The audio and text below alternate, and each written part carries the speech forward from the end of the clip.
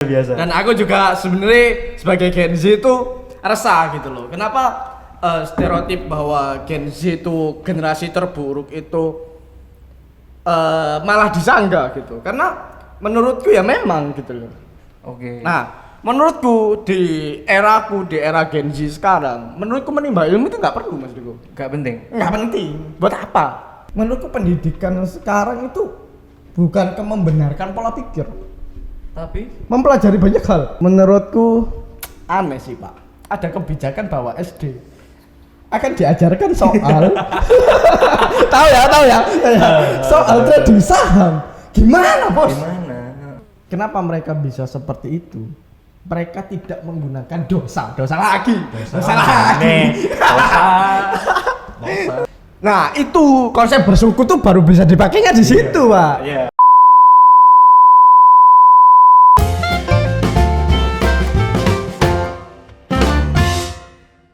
Halo Alengkawan semuanya, selamat datang di podcast pertama nih Alengka Project. Jadi di Alengka Project ini aku bakal bahas segala hal tentang Gen Z. Yo mulai teko isu pekerjaan, kalau katanya tahun 2024 kemarin tuh ada 10 juta Gen Z yang nganggur gitu, lapo ayo kan. Terus ada masalah tentang mental, kalau ada yang bilang kalau Gen Z ini mentalnya tempe. Sono mana iki stigma bahwa Gen Z itu generasi terburuk cari ini. Nah, di Alengka Project ini kita akan bahas itu semua bersama aku Riko, dan di sebelahku ono koncoku iki Mas Imam Syafi'i. Nah, Mas Imam, Oke, gimana Mas Riko? bisa diceritain nggak backgroundnya sampean itu seperti apa? Terus sama kenapa kok sampean tertarik bahas Gen Z? Background ya manusia biasa sih.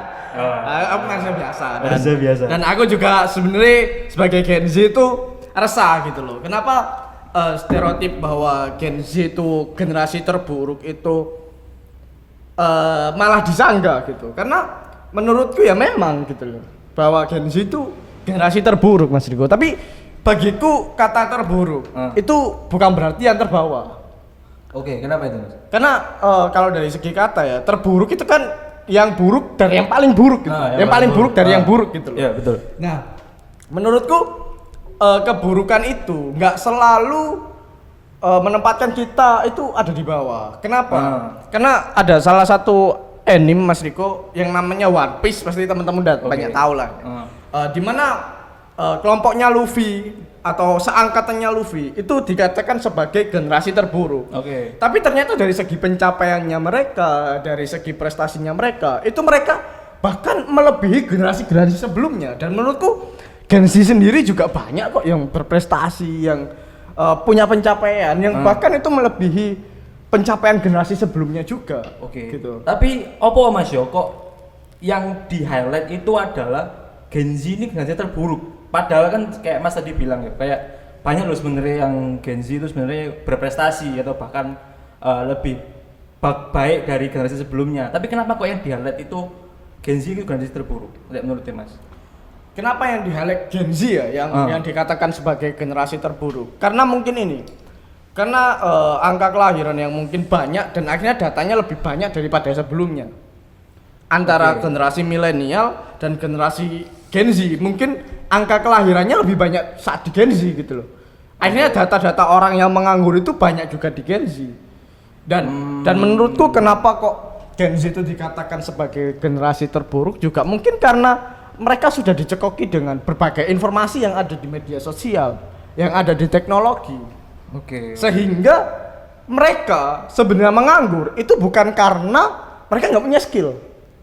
Mereka punya skill, tapi mereka sangat berekspektasi tinggi bahwa kalau kerja harus enak dan gajinya harus besar. Oke. Kayak gitu. Nah, menurut sampean Mas, apa sih menyebabkan ekspektasinya Gen Z terhadap pekerjaan itu tinggi? Informasi Mas itu. Karena ya sampean tahu sendiri lah ya, seberapa besar informasi yang ada sekarang gitu loh. Seberapa lancarnya informasi nyampe ke kita lewat Instagram, lewat Twitter dan lain sebagainya itu cepet banget. Dan rata-rata orang kalau kerja ya pasti melihatnya yang udah expert gitu loh. Misalkan ada orang yang dia ngurus soal laporan keuangan ini, gajinya sekian. Nah, Gen Z yang belum tahu banyak soal laporan keuangan, melamar di bidang itu, dia berharap dengan gaji yang sama. Itu menurutku. Tapi apakah ada faktor lain dari selain informasi, misal kayak kegagalan dari generasi sebelumnya yang mendidik Gen Z dan apa ya, kalau dibandingin sama generasi mereka kan lebih struggle loh. Jadi akses informasi itu angel, sulit dibandingkan dengan Gen Z atau apa orang tua dari Gen Z itu yang mudah mendapatkan informasi. Itu apakah juga menjadi pengaruh? Kegagalan mendidik ya? Kalau menurutku ya Mas Riko, kalau dibilang gagal mendidik itu sebenarnya nggak bisa sih kalau dibilang gagal mendidik. Tapi mungkin ada metode yang tidak dipahami oleh generasi sebelumnya atau orang-orang tua kita untuk mendidik generasi kita gitu. Karena di zamannya mereka itu masih gencar banget yang namanya slogan kita harus menimba ilmu. Nah, menurutku di eraku, di era Gen Z sekarang, menurutku menimba ilmu itu nggak perlu Mas Diko. Nggak penting. Nggak penting. Buat apa? Kenapa Mas? Jangan dikat ya. Jangan dikat. Kenapa aku bilang menimba ilmu itu nggak penting? Karena bagiku sekarang ya, ilmu itu udah kayak hujan. Nggak perlu kita nimba di sumur lagi gitu loh. Analoginya menurutku udah nggak relevan, udah nggak pas gitu. Menurutku yang perlu kita lakukan agar kita mendapatkan ilmu yang bermanfaat adalah nyaring. Kita siapkan ember. Di hujan yang mana yang baik? Apakah hujan yang mengenai atap atau hujan yang langsung dari langit? Analoginya seperti itu.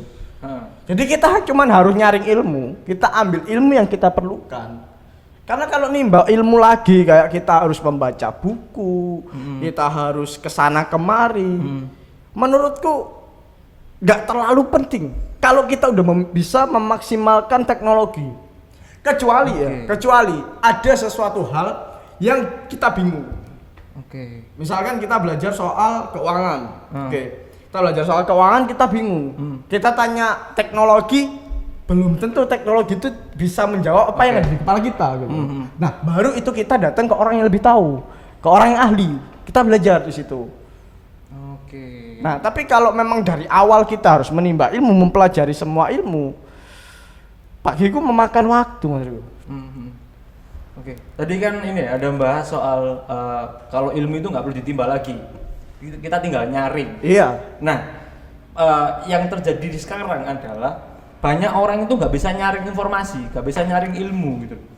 Nah, menurut sampean itu apa yang salah, Mas? Apakah karena teknologi kita terlalu maju, akhirnya orang-orang nggak punya atau belum punya kemampuan buat menyaring informasi itu, atau gimana, Mas?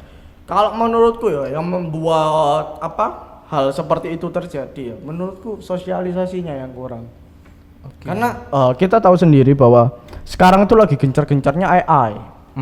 Nah, ternyata setelah aku riset, aku tanya ke teman-teman, itu ternyata nggak semua angkatan kita, nggak semua generasi kita itu sudah paham soal AI.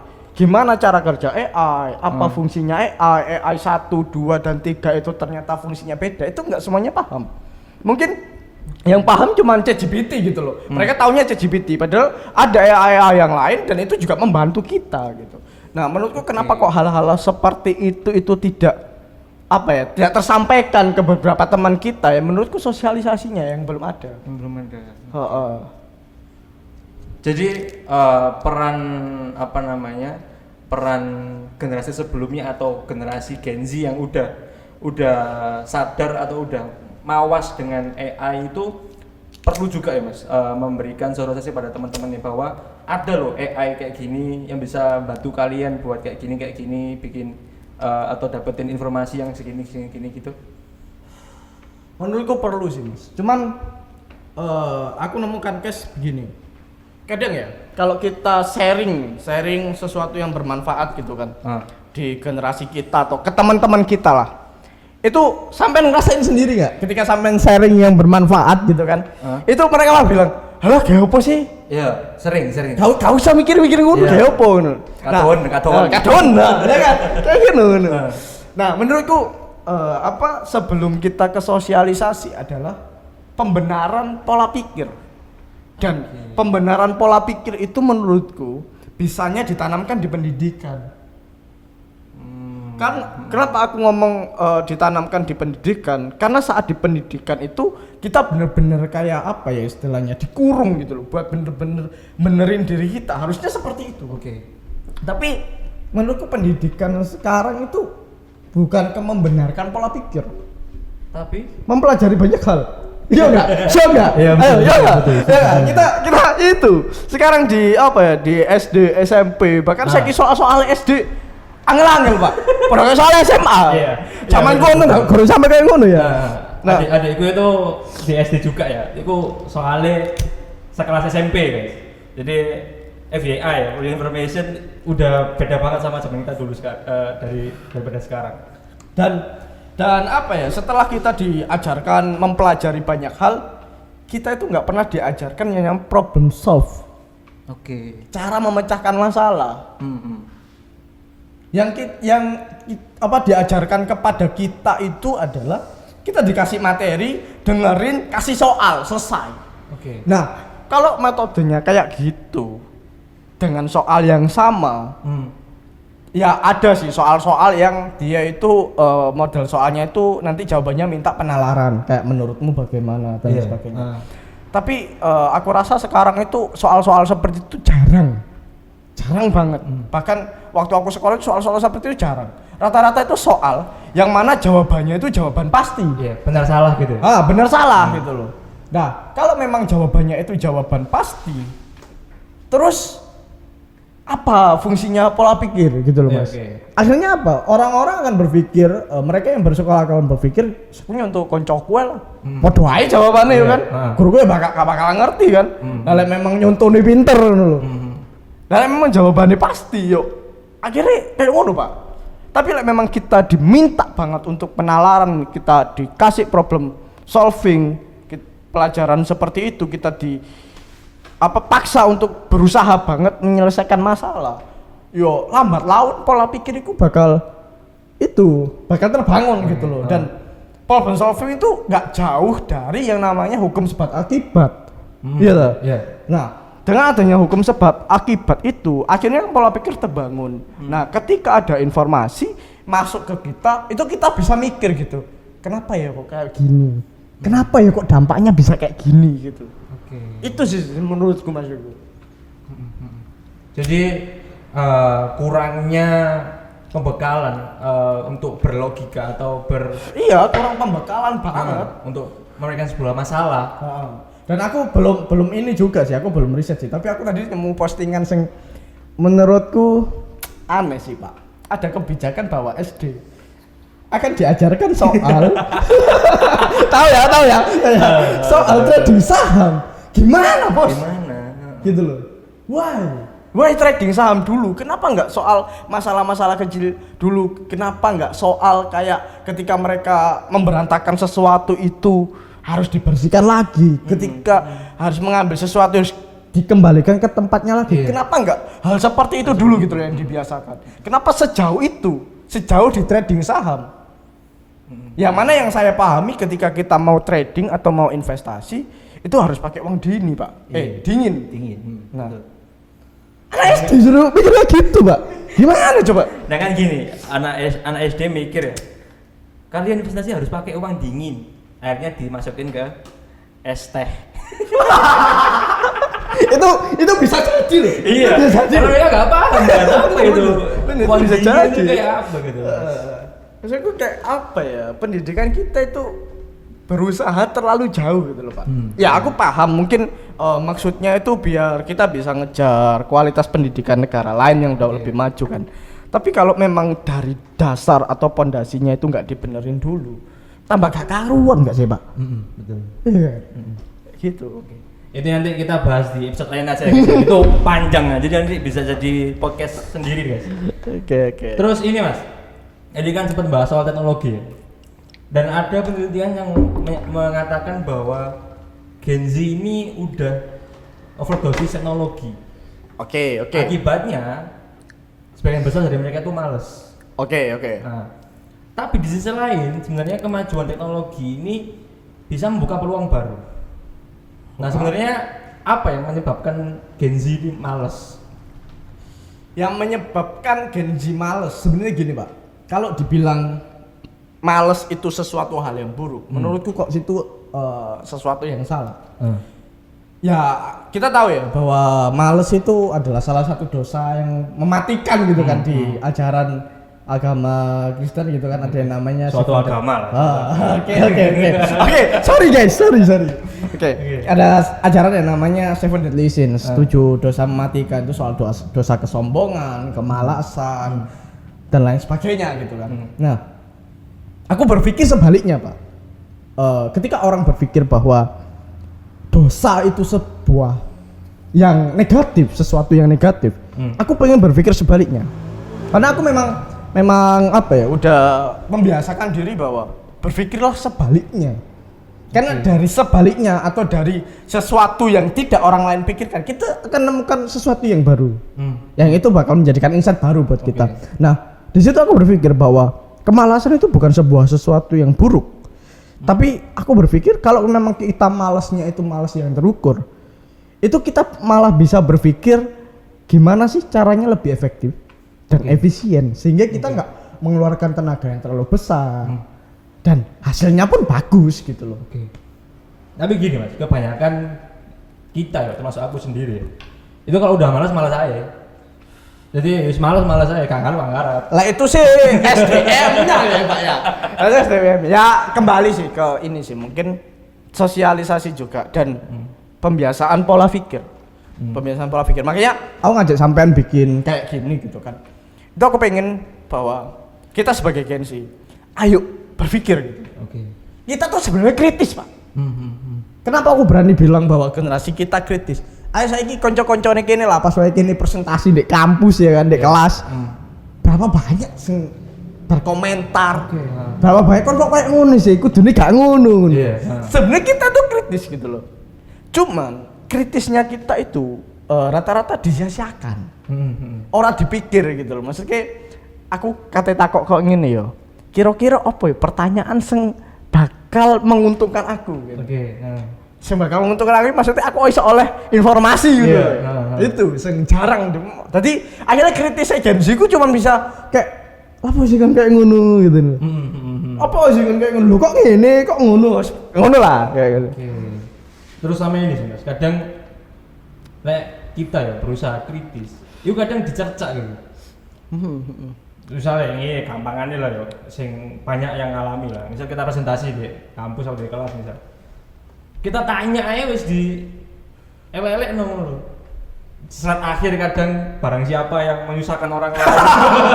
Aku pernah ngalami balai gua. Nah dari situ itu sebenarnya apa yang salah Mas? Kok orang kritis itu nggak boleh? Atau kita tanya sesuatu itu orang itu kadang bos itu menunggu nyanyi yang repoti aja. Karena gini Pak, itu bisa terjadi menurutku karena mereka belum tahu manfaatnya.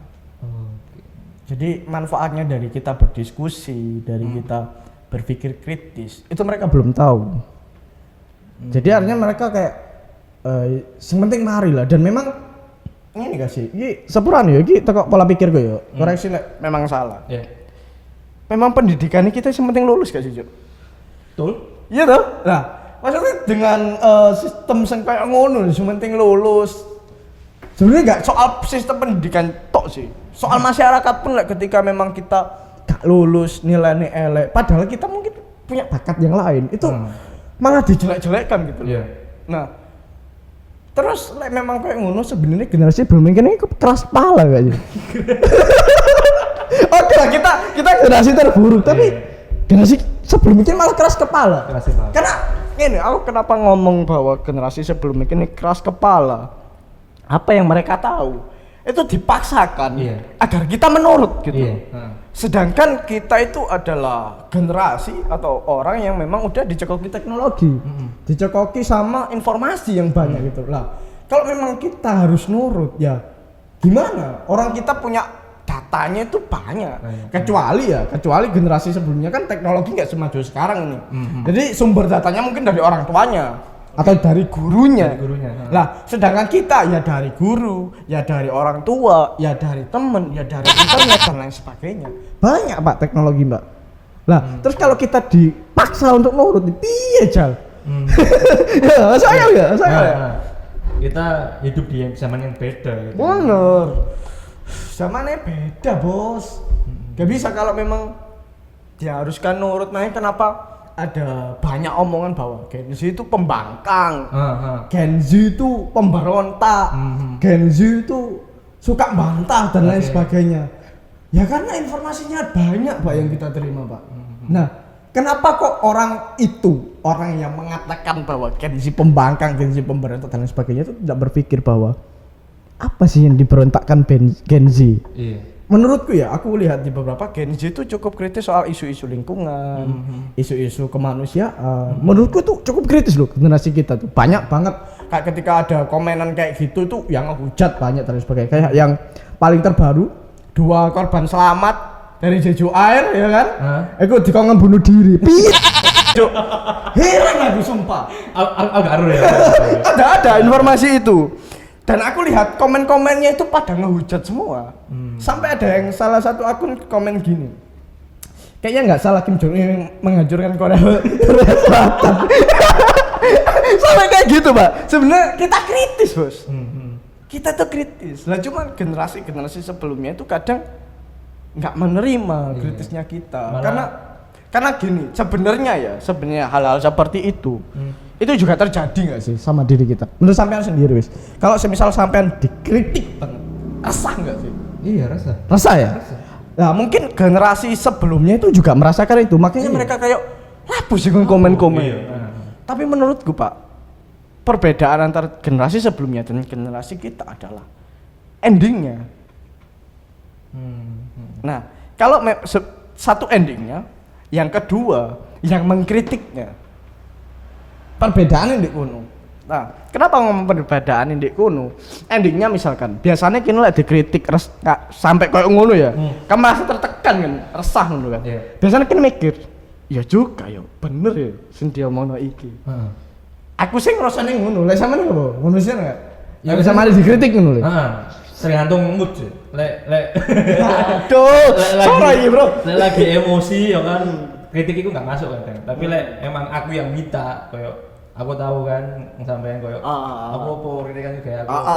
Nah itu ya terbuka aja gitu kan. Tapi gini enggak, Pak? Apa ketika sampean ketika sampean emosi gitu. Dikritik. Setelah emosinya sampean mereda, kira-kira sampean mikir no kritikan mau enggak? Iya, seperti itu. Nah, menurutku yo wong tua kan generasi sebelumnya kan. Ketika ngeritik gak mikir no iku, Pak. Perbedaan itu. Dan yang kedua adalah kesalahan kita sebagai Gen Z menurutku ya. Nggak semua orang setelah kritik itu menjelaskan maksud yang dia kritik itu apa. Ya ada yang menjelaskan tapi menurutku cuma beberapa orang. Emannya sih di situ. Kalau memang bisa disinkronkan misalkan dari kita mengkritik terus kita menjelaskan dengan ending yang bagus, menurutku mungkin nggak bakal terjadi kayak stereotip bahwa Gen Z generasi terburuk. Malah sebaliknya mungkin Gen Z bisa jadi generasi yang terbaik. Karena otaknya Gen Z gendeng bro coba. Temen-temen gendengnya bukan gendeng dalam arti negatif ya, maksudnya gak terpikirkan ambek generasi sebelumnya. Oke. Terus bicara masalah mental ini Mas, kira-kira lah dulu sampean gimana mental Gen Z? Mental ya? Mental. Tapi memang bener sih, mental memang iki Pak. Apa sebenarnya Gen Z memang mentalnya nggak sekuat generasi sebelumnya. Kenapa aku berani bilang bahwa Gen Z nggak sekuat generasi sebelumnya mentalnya? Karena mereka lebih banyak di screen time gitu, lebih banyak di media sosial dan lain sebagainya. Rata-rata ya, aku nggak bilang semua, tapi rata-rata seperti itu. Dan kesalahan di situ adalah kadang ketika kita merasa sedih atau apa gitu, ada konten-konten yang muncul yang membuat kita lebih sedih itu apa? Lah, terus dengan kayak gitu kan algoritmanya kebaca. algoritma media sosial kan baca oh ya anak ini lagi sedih gitu kan. Akhirnya FYP yang muncul gitu kan. Itu yang sedih-sedih. Akhirnya apa? Mental udah down, didukung dengan konten-konten yang membuat kita makin meratapi kesedihan gue ya toh. Makin ajur Pak mentali. Lah, perbedaan kenapa kok generasi sebelumnya itu enggak lemah iku mentali? Karena generasi sebelumnya itu teknologi ini nggak semaju sekarang. Biyen mentok apa sih Pak? BBM. Itu saiki ono Instagram dan lain sebagainya. Sing mana konten-konten lebih banyak. Lah generasi biyen itu bapak ibu iki ini pas wae sedih paling ceritanya ndek koncone. Iya. Lah lek pas kancane tepak ya halah jan. Letok ae. Wis meneh maku maneh. Ngono Pak. Malah disemangati, Bro. Tapi lek ndek Gen Z ya to. Pas sedih kan koncone ngomong kena konten negatif wah selesai bro. Iya. Makin ketumpuk mental tuh nih. Terutama wedok-wedok standar TikTok. Kalian kabeh Jangan dong. Jadi media sosial itu malah memanjakan mereka untuk sedih, maksudnya untuk meratapi kesedihan karena hingga sebenarnya akan baik gitu kalau bisa. Tapi sebenarnya bukan salah media sosial. Iya. Salah dari nggak diatur aja. Kayak gitu sih menurutku. Terus ini sih Mas, masalah kesehatan mental ya. Sebenarnya kan kalau menurutku sebenarnya kayak stres, depresi, terus ADHD dan lain-lain dan sebagainya itu sebenarnya kan wis ono ket biyen kan. Benar. Nah, tapi karena kemajuan zaman ya, akhirnya yang dulunya mereka nggak tahu kalau mereka itu kena mental itu akhirnya tahu kan. Benar. Nah, apakah itu juga yang mempengaruhi yang membuat mereka itu aku stres, aku depresi, aku kena iki gitu. Kalau itu ngene sih Pak, itu self diagnosis gitu. Iya. Kecuali mereka udah pernah periksa ya ke psikolog atau psikiater gitu. Gak apa-apa, like memang divonis seperti itu ya wis, ya berpikir oh ya apa caranya kon sembuh ngono lho.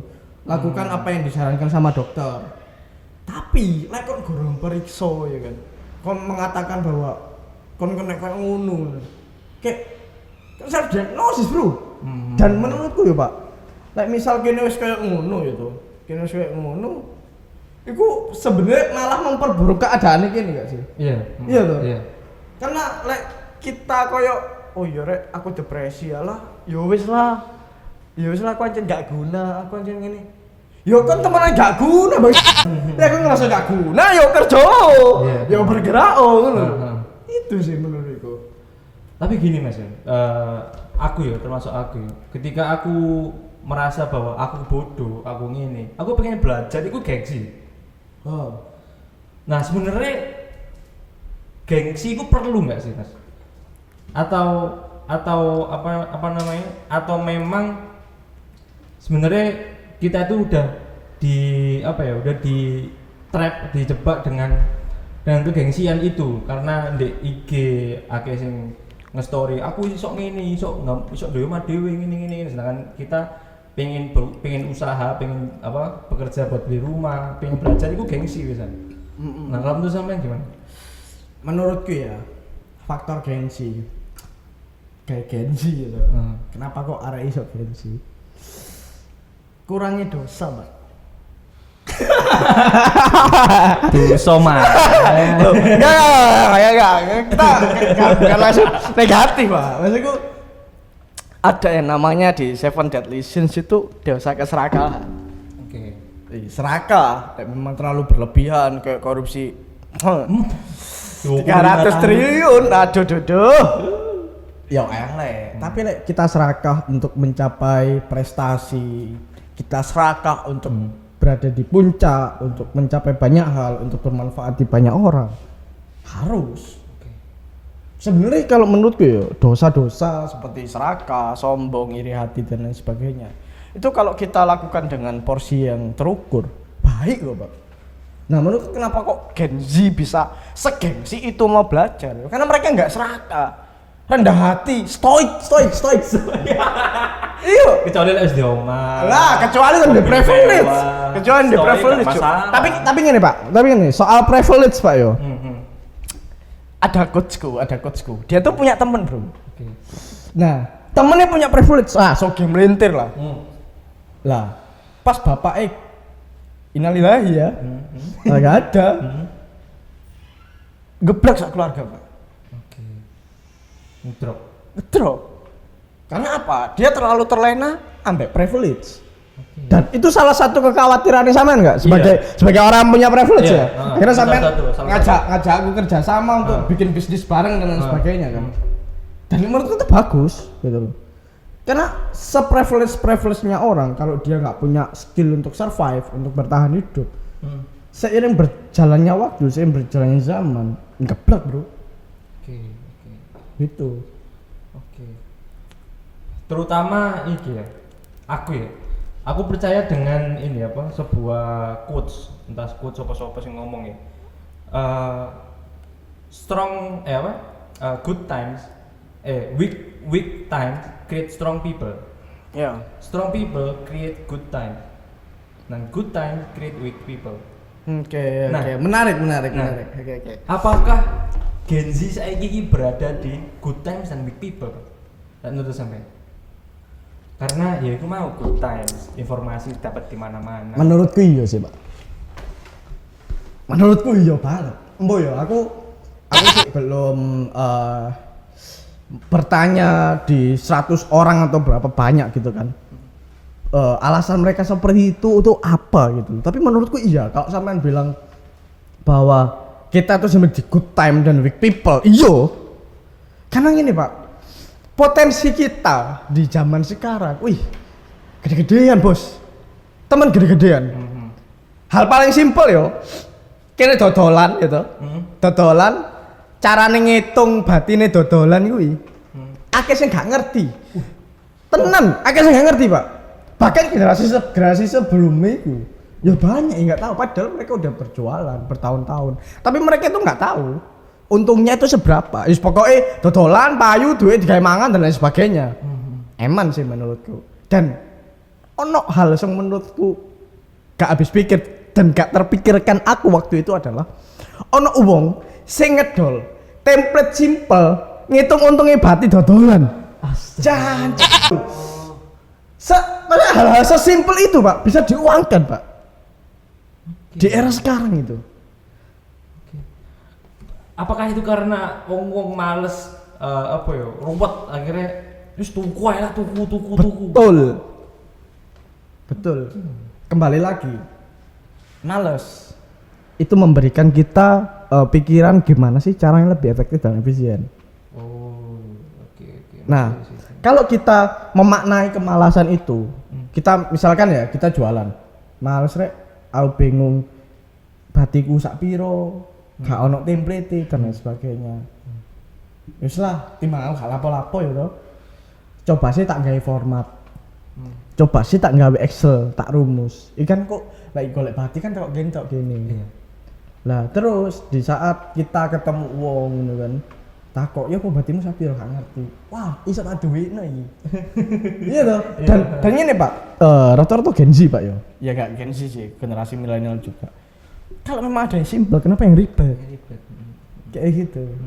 Good time banget sebenarnya kita itu. Oke. Bahkan Pak yo.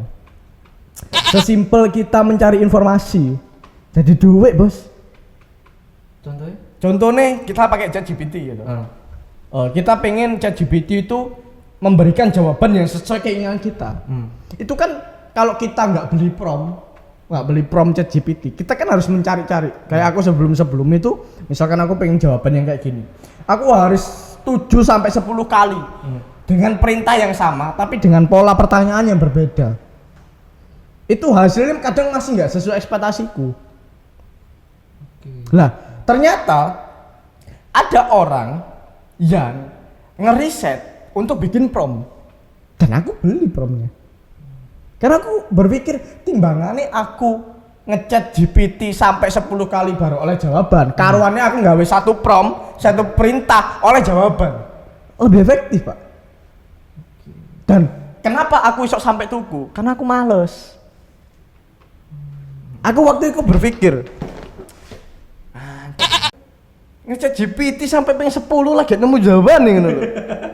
Akhirnya secara nggak sengaja aku scroll sosial media, ono postingan. ChatGPT bisa gini mau tahu caranya. Tak klik, bayar bos, bayar. Tapi menurutku benefit. Kenapa benefit? Aku bisa mendapatkan banyak hasil di banyak bidang hanya dengan bayar segitu.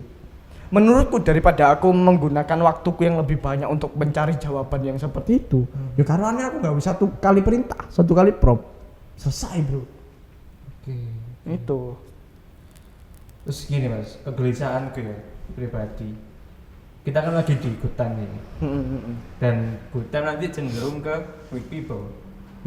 Nah, gimana caranya kita itu walaupun Gutan, kita tetap strong people dalam hal mental, dalam hal keilmuan dan lain-lain.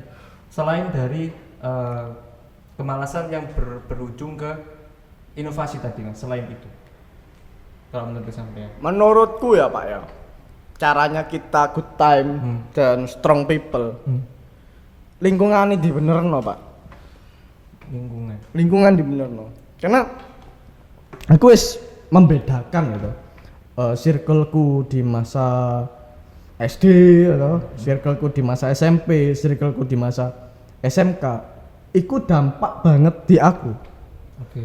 Lek sampean ngerti ya, sampean koncone mbak awet biyen, cara sampean koncone mbak awet biyen itu. Sampean pasti mikir bahwa aku wong tuwek. Saya kenal lagi loh. Anjan saiki. Asu. Kenapa berpikir kenapa awalnya? Dari segi muka. Asal, nggak salah sih. Kan mikir kayak gini ya. Aku jarang menemukan orang seumuranku dan sampean. Kan yang seumuran toh. Iya. Itu punya pemikiran sing kayak gini. Entah sedikit atau emang aku aja nggak nemu gitu. Itu yang membuat aku mikir kayak gitu. Tahu nggak kenapa? Kenapa? Karena aku berkumpul sama orang yang lebih tua di atasku, Pak. Oke. Sama orang-orang yang sudah punya pencapaian, sama orang-orang yang hidupnya itu udah bertahun-tahun dan lebih banyak pahitnya gitu kan. Aku belajar ke mereka. Nah, menurutku kalau memang kita harus jadi strong people, kalau kita mau jadi strong people, yo lingkunganmu bener no.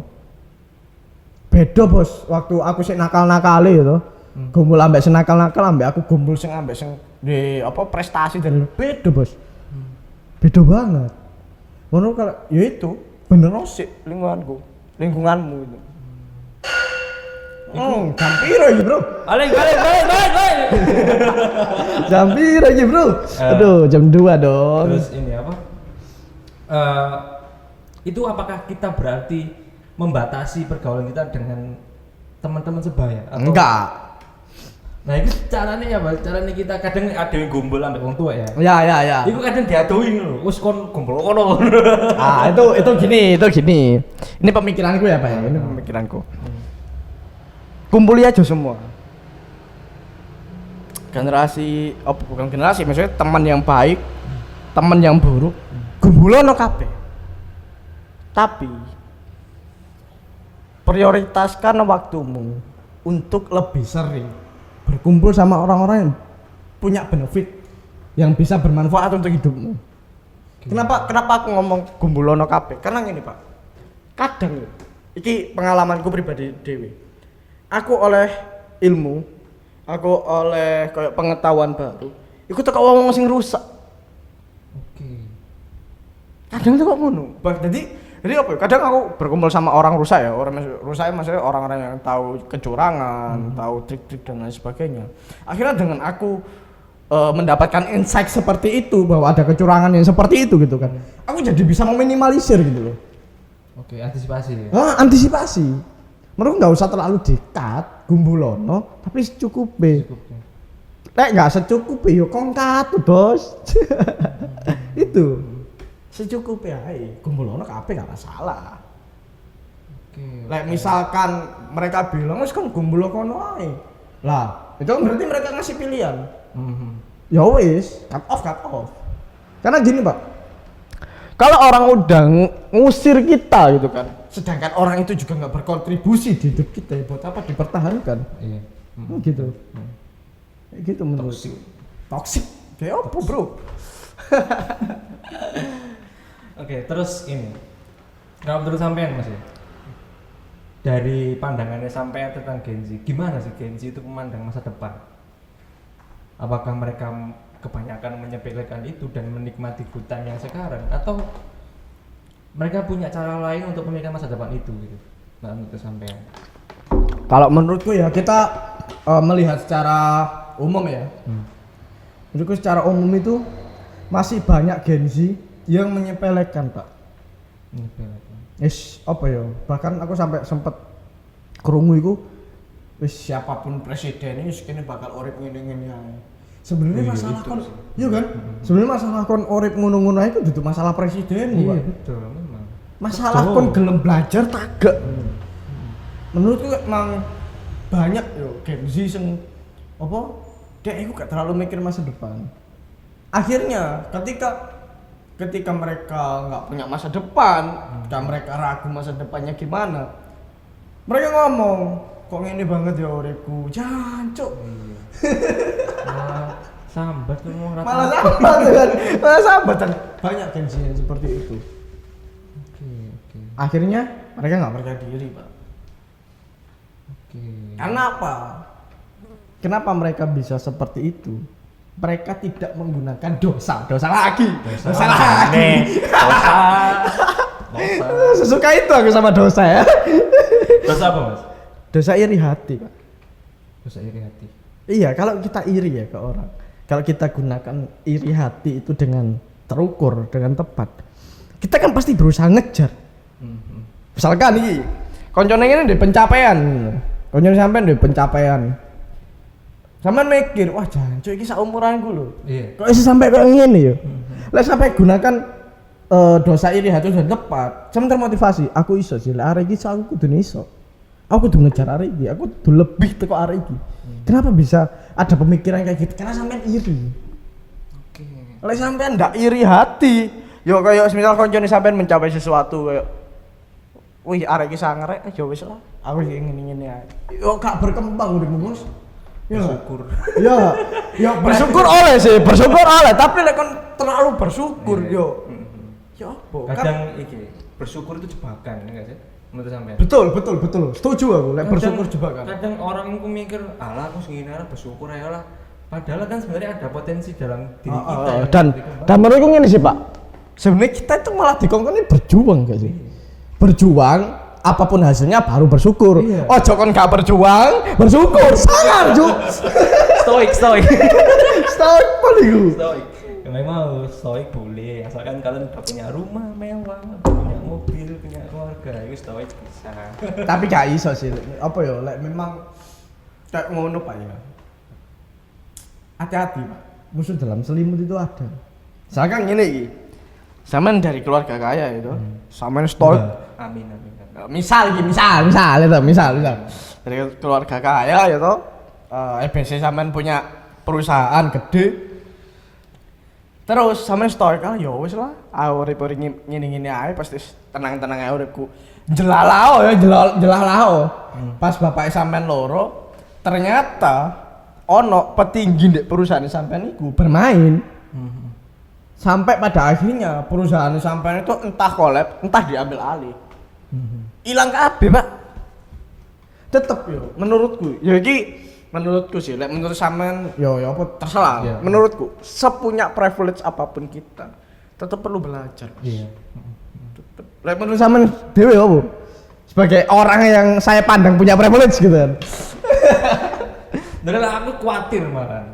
Apa yang bikin khawatir apa? Khawatir kalau aku itu akan jadi weak people dan create bad times. Iya. Makanya aku berusaha buat ya apa caranya aku tetap jadi strong people gitu dan bisa mempertahankan good time itu. Tapi ini, Pak, menurutku ya, ketika kita jadi strong people, kita akan berada di zona yang nggak mengenakan ya sih. Iya. Nah, menurut sampean sendiri sebagai Gen Z juga ya, kira-kira hal-hal yang nggak mengenakan itu worth it nggak di sampean? Worth it. Why? Gini, mungkin pas kita ngerjain itu kita kadang nggak sadar. Oke. Kalau itu worth it. Oke. Setelah melalui itu semua, des, akhirnya kita, jangan aku bingung kok gini yo. Akhirnya menemukan case yang sama gitu. Betul. Akhirnya kita bisa berarti, ini aku kok gini, terus hasilnya kayak gini. Berarti aku saya kudu kok gini untuk menghindari kegagalan yang sama gitu loh. Berarti kan sama berpikir bahwa itu worth it. Itu kan sesudah melakukan. Nah, ini pesen kayak teman-teman di sini, Pak. Bahwa ketika kalian merasa bahwa yang kalian lakukan itu berat buat kalian gitu kan. Lakukan bro. Worth it enggak? Itu di ending. Kalian bisa menentukan itu di ending. Enggak pas waktu kalian jalan. Kayak gitu. Bahkan pas kita ngelakuin itu ngerasa koyo kaun hasilnya. Walaupun secara material ya, nggak ada. Tapi dari segi pengalaman itu banyak. Nah itu konsep bersyukur tuh baru bisa dipakainya di situ, Pak. Jadi setelah kita berjuang itu, kita merasa nggak ada hasil, coba deh kita telaah gitu kan. Apa yang selama ini kita dapat, pengalaman, ilmu ya, koneksi, relasi. Itu yang baru disyukuri, bukan kita belum melakukan apa-apa bersyukur. Wah, ya gak berkembang, Bos. Kayak gitu menurutku. Nggak tahu ya kalau aku salah ya, silakan koreksi kalau aku salah. Oke, terima kasih teman-teman. Kita udah habis ini durasinya. Jadi kita lanjut nanti di episode selanjutnya. Jangan lupa like, komen, dan subscribe ya. Kalau kalian punya pengalaman atau kalian punya case yang kalian minta saran, butuh saran, kalian bisa drop di komen, nanti kita bikinkan konten di podcast selanjutnya. Oke, terima kasih yang udah nonton. Semoga semuanya sehat selalu. Terima kasih. Wassalamualaikum warahmatullahi wabarakatuh.